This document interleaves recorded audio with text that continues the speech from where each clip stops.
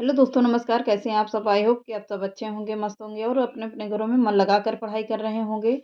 तो चलिए आज का पहला प्रश्न देखते हैं। बिल्कुल नए प्रश्न हैं तो एक-एक चीज़ वन लाइनर करके नोट भी करते रहिएगा। तो वेरी इंपॉर्टेंट प्रश्न है, स्किप मत करना, पूरा वॉच करना, पूरा अच्छे से देख लेना सभी प्रश्न। तो चलिए पहला प्रश्न देखते हैं। चोखे चौपदे किसका ग्रंथ है? चोखे चौपदे किसका ग्रंथ है पूछ रहा है। अयोध्या सिंह उपाध्याय हरिऔध का, हजारी प्रसाद द्विवेदी, दिनकर या महावीर प्रसाद द्विवेदी। तो किसका है चोखे चौपदे? यह किसका है? अयोध्या सिंह उपाध्याय हरिऔध जी का है। किसका? अयोध्या सिंह उपाध्याय हरिऔध जी का है। वेरी इंपॉर्टेंट प्रश्न है, नोट कर लीजिए। अगला प्रश्न देखिए। नारी तुम केवल श्रद्धा हो, विश्वास रजत नग पग तल में, किस रचनाकार की पंक्ति है? किस रचनाकार की पंक्ति कह रहा है? नारी तुम केवल श्रद्धा हो, विश्वास रजत नग पग तल में, किस रचनाकार की पंक्ति है यह? महादेवी वर्मा, जयशंकर प्रसाद, प्रेमचंद्र या निराला जी की। तो किसकी रचना मानी जा रही है? तो जयशंकर प्रसाद की है। जो समझ में ना आए कमेंट करते रहिएगा। जहाँ पे प्रश्न आप लोगों को लगे कि कुछ इधर उधर है तो प्रश्न जरूर पूछिएगा। पूछने से ही आप लोगों का ही ज्ञान बढ़ेगा, आप लोगों को ही पता चलेगा एक एक नई नई रचनाओं के बारे में। तो चलिए आगे का प्रश्न देखते हैं। करुण अरुण यह मधुमय देश हमारा गीत प्रसाद की किस कृति का है? यह किसका है? किसका है? जयशंकर प्रसाद जी का है ये। अरुण यह मधुमय देश हमारा गीत प्रसाद के किस कृति का है? चंद्रगुप्त नाटक का है, स्कंदगुप्त का है, कामायनी का है या कंकाल का है? तो किसका पूछ रहा है? अरुण यह मधुमय देश हमारा किसका है? तो चंद्रगुप्त नाटक का है यह। अगला देखते हैं।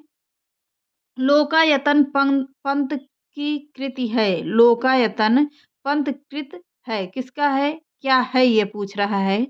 इसका मतलब होगा क्या कि यह क्या है? चंपू काव्य है, महाकाव्य है, खंड काव्य है या इनमें से कोई नहीं।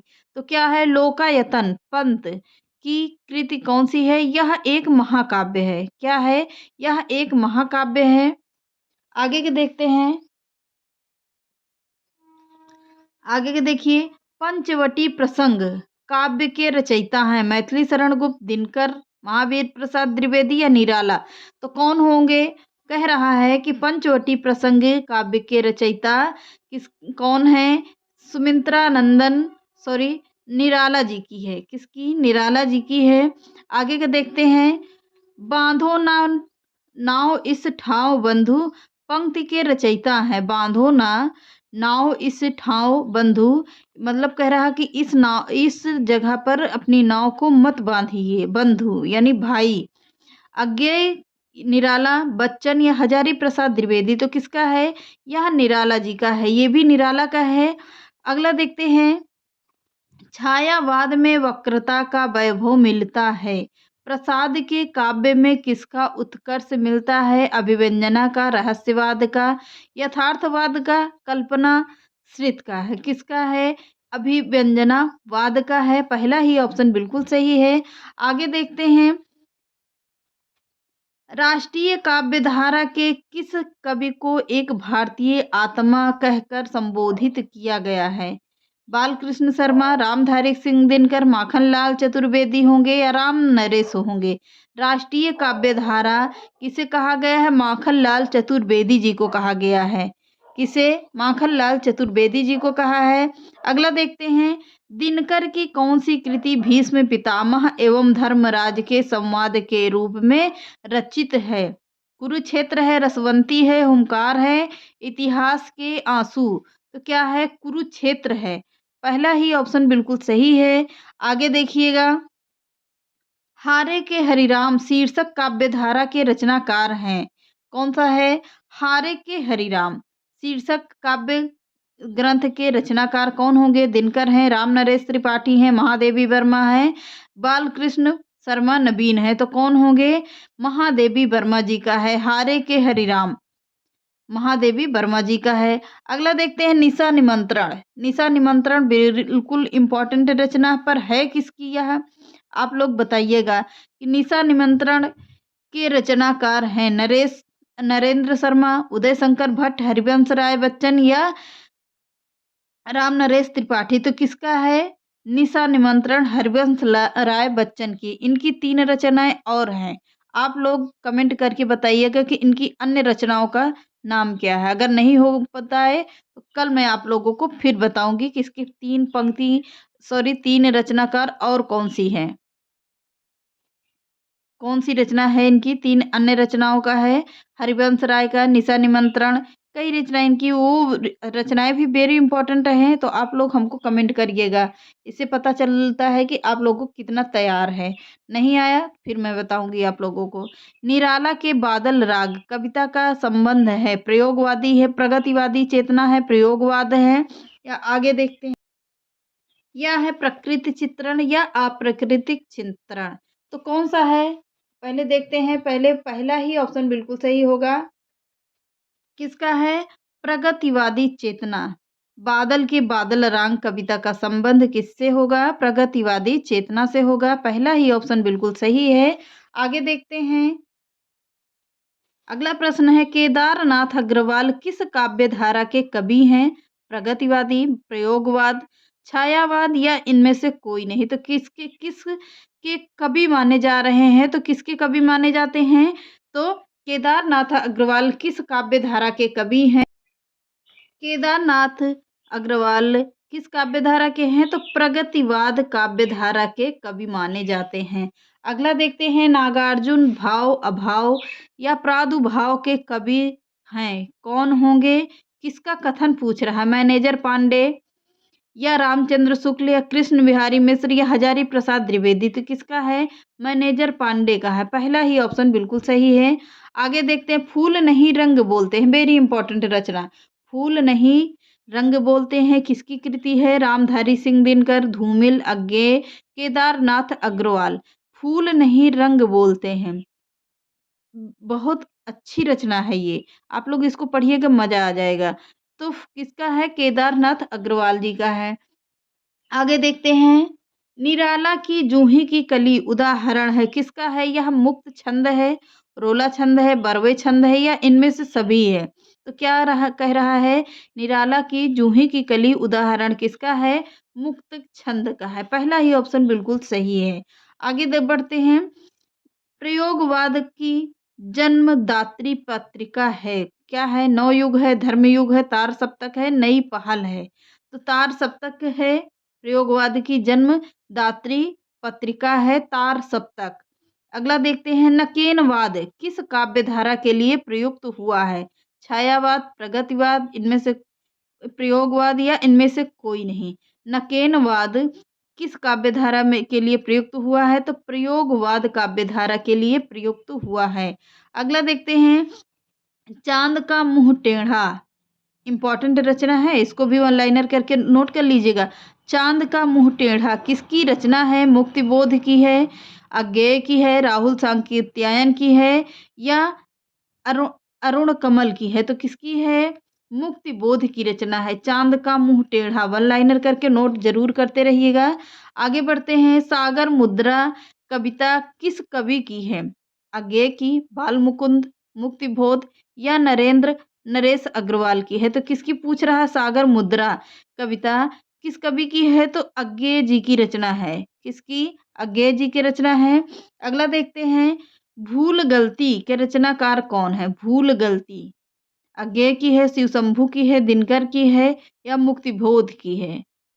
गाजन इनका पूरा नाम भी पूछता है। इनका उपनाम दिया गया है ऐसे ही पूछता है कि इनका पूरा नाम क्या है। गजानन माधव मुक्तिबोध इनका पूरा नाम होगा। तो अज्ञेय का है। पहला ही ऑप्शन सही है। अगला है तार सप्तक का प्रकाशन वर्ष है। तार सप्तक का प्रकाशन वर्ष है 1851 ईस्वी, 1947, 1943 या 1961 ईस्वी। तो किसका तार सप्तक का प्रकाशन कब है? तो 1943 ईस्वी में है। कब? 1943 में है। आगे देखते हैं रहस्य पुरुष का बिंब मुक्ति बोध की किस कविता में है? मुद्रा राक्षस, अंधेरे में, मुद्रा राक्षस, चांद का मुंह टेढ़ा। तो रहस्य पुरुष का बिंब मुक्ति बोध की किस कविता में है? तो अंधेरे में है। सेकंड ऑप्शन बिल्कुल सही है। आगे देखते हैं धूप के धान, शिला पंख चमकीले किसकी रचना है? धूप के धान है, वेरी इंपॉर्टेंट रचना है ये।